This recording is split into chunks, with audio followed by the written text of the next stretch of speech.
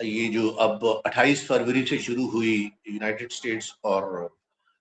اسرائیل نے جو ایران کے اوپر اٹیک کیا ہے، اس میں جو بھی ڈپلومیسی ہوئی ہے اس کو ختم کروانے کے لیے پاکستان نے سب سے امپورٹنٹ رول کیا ہے پلے، اور جو پوری ورلڈ نے ایکنالج کیا، اور کیونکہ دنیا یہ سمجھ رہی تھی کہ یہ اب تیسری جنگ عظیم کی طرف یہ ساری صورتحال جا رہی ہے، اس کو تیسری جنگ عظیم کو روکنے، اور جو دنیا کی پوری اکانومی میں اس جنگ کا افیکٹ ہوا ہے، کیونکہ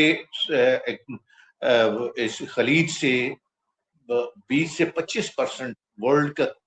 تیل، گیس اور فرٹیلائزر ادھر سے جاتا ہے، اور کچھ منرل جو ریئر منرل ریسورسز ہے وہ بھی ادھر سے جاتے ہیں، وہ سارے کے سارے اب ختم ہو گئے۔ اس نے پوری دنیا کی اکانومی پہ افیکٹ ڈالا ہے،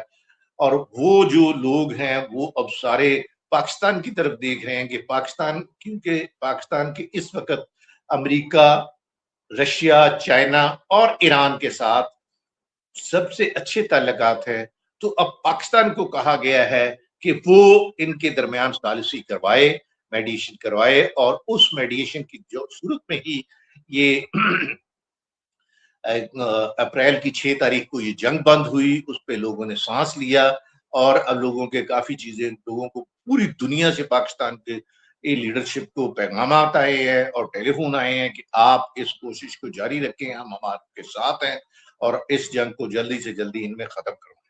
تو یہ پاکستان کا قصہ ہے، اور پاکستان کا وہ